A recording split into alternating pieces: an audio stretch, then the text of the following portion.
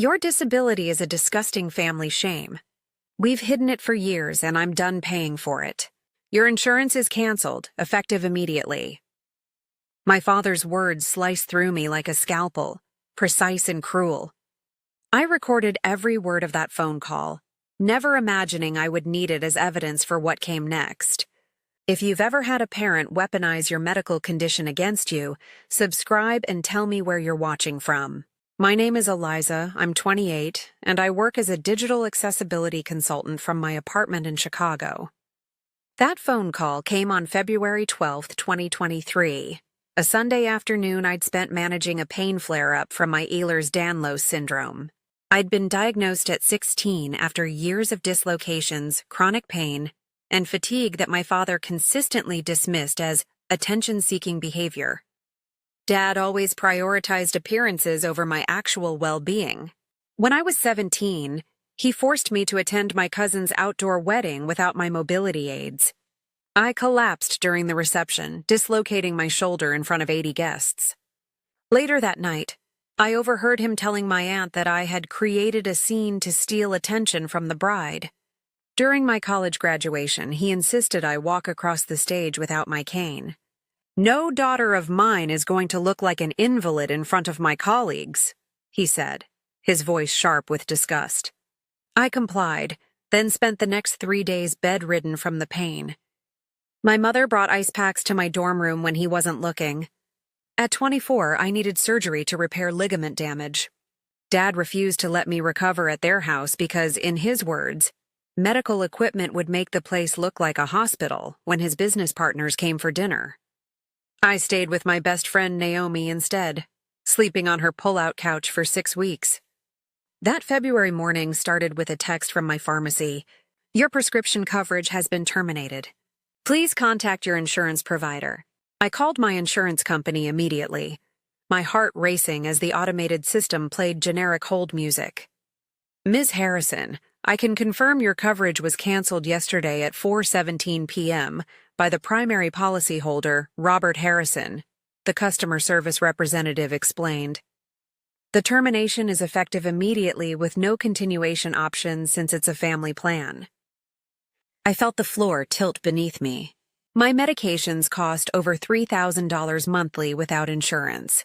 I had exactly 2 weeks of pills left, including the specialized pain medication that kept me functional enough to work. I called my father immediately. His voice was cold when he answered. "I was wondering when you'd call." "Dad, the pharmacy says my insurance is canceled."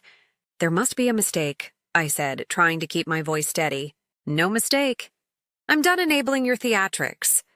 Your so-called condition has been a financial drain and an embarrassment for years. It's time you stand on your own feet, figuratively speaking." He actually chuckled at his own cruel joke. Then came the devastating line that changed everything. "Your disability is a disgusting family shame. We've hidden it for years and I'm done paying for it. Your insurance is canceled, effective immediately." I sat in stunned silence, the phone shaking in my hand. My medical ID bracelet caught the morning light, the stainless steel tag engraved with my condition, and blood type glinting like a reminder of what he was denying. This wasn't just about insurance. This was about my existence being an inconvenience to his perfect life narrative. "You can't do this. I need my medications. I have treatment scheduled next week," I said, my voice breaking despite my best efforts. "Then get a real job with benefits instead of working from home in your pajamas," he snapped. "You've had enough special treatment. Time to join the real world." The call ended with me in tears and a desperate need for a plan. I called Naomi, who rushed over with takeout and her laptop. As we sat at my kitchen table, she asked the question that would change everything. "Doesn't your grandfather's trust fund pay for your parents' lifestyle? The one your dad manages?" A cold realization washed over me. Yes, my late grandfather had established a family trust that covered the mortgage on my parents' lake house, their country club memberships, and my father's beloved vintage car collection. The trust was specifically designated for family support and medical necessities, with my father serving as trustee. "Do you have access to any of the trust documents?" Naomi asked, already typing notes. I nodded slowly. Grandfather insisted everyone in the family have copies. He didn't fully trust Dad with money. That night, we dug through my filing cabinet and found the trust documents dated September 15th, 2008. The language was clear. The trust was established for the medical care and support of all direct Harrison descendants. As grandfather's granddaughter, I was explicitly named as a beneficiary with equal standing to my father. Even more importantly, there was a clause about trustee misconduct. Any trustee who fails to distribute funds equitably or who uses trust assets contrary to the stated medical support purpose can be removed by a 2/3 vote of adult beneficiaries or by court order. I took a deep breath and named my mission. Operation Trust Restoration would require documentation, legal support, and absolute precision. The next morning, I called my cousin Michael, a fellow beneficiary who had always been sympathetic to my condition. As a lawyer, he immediately grasped the severity of the situation. "What your father did isn't just cruel, Eliza. It's legally actionable," Michael said firmly. "The trust explicitly prioritizes medical care. Canceling your health insurance while using trust funds for his Porsche maintenance is a clear violation of fiduciary duty." Michael connected me with his colleague, Elena Vasquez, who specialized in trust litigation. At our first meeting on February 16, 2023, she reviewed my evidence and nodded grimly. "This is egregious. We have your recorded call, the insurance cancellation timestamp, and trust documents showing your father's obligations. We also need detailed records of all trust expenditures for the past 2 years," she explained. For the next week, I became a financial detective. I requested bank statements, contacted the family accountant claiming tax preparation, and built a spreadsheet of trust expenditures. The picture that emerged was damning. While claiming he couldn't afford my health insurance at $840 monthly, Dad had spent over $22,000 from the trust on country club fees in January alone. On February 24th, Elena helped me draft a formal letter to my father. It outlined his fiduciary violations, cited the specific trust clauses he had breached, and demanded immediate reinstatement of my health insurance plus compensation for my out-of-pocket medical expenses. The letter concluded with a deadline of March 3rd for compliance before legal proceedings would commence. I sent the letter via certified mail with delivery confirmation. Dad received it on February 27th at 10:23 a.m. His response came just 40 minutes later in a furious text message. "How dare you threaten me with legal action? I built this family while you've been nothing but a burden. Call off your attack dog lawyer or you'll regret it." I didn't respond. Instead, I forwarded his message to Elena, who added it to our growing evidence file. The next day, 5 more text messages arrived, each more threatening than the last. In the final one, he wrote, "You're no longer my daughter. Don't come crying back when you're broke and desperate." My mother called that evening, her voice hushed and frightened. "Your father is beside himself, Eliza. Can't you drop this for the sake of family peace?" "Mom, he canceled the insurance that keeps me alive while spending trust money on golf memberships." "This isn't about peace. It's about survival," I replied, gripping my medical ID bracelet like a talisman. "He's always been stubborn about your condition. He just doesn't understand it," she whispered. Understanding was optional. Supporting me was not, I said firmly. The March 3 deadline came and went with no compliance.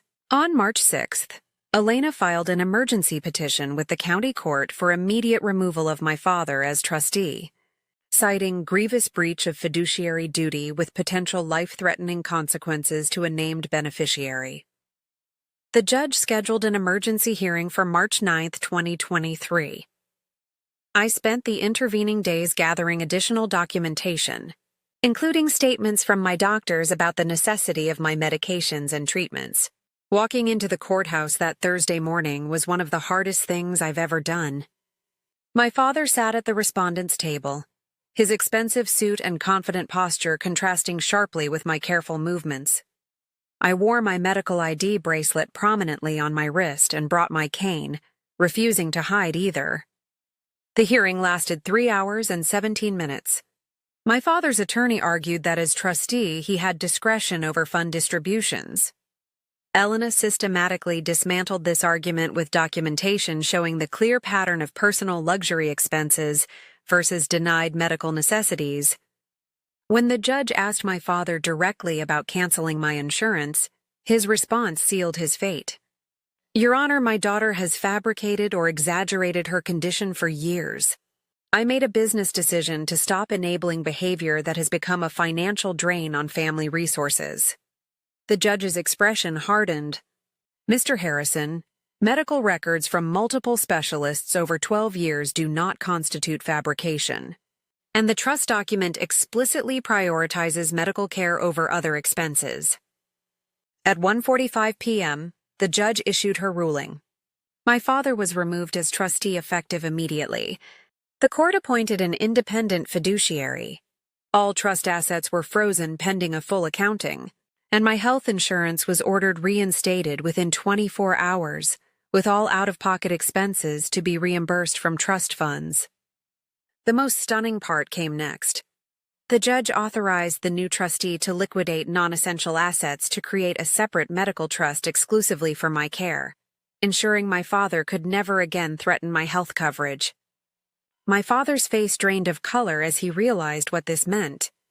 The lake house, the country club membership, the vintage cars, all would be evaluated and potentially sold to secure my medical future.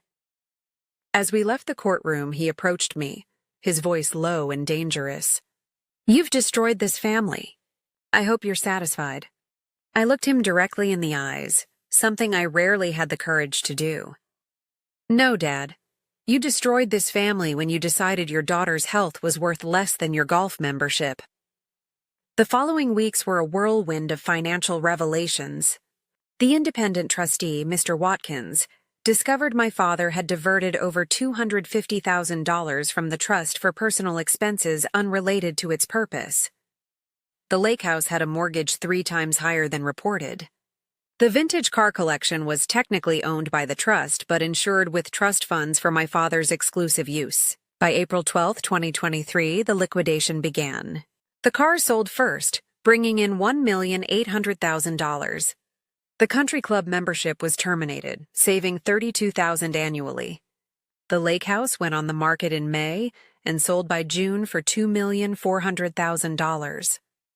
All told, Operation Trust Restoration recovered over $4 million. The court established a dedicated medical trust that would cover my health care needs for life, with strict oversight to prevent future mismanagement.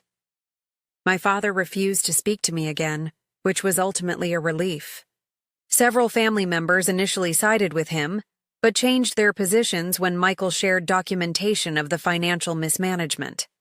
My mother remained caught in the middle, occasionally sending brief texts but never openly defying my father. On August 27, 2023, 6 months after the original insurance cancellation, I received an unexpected package.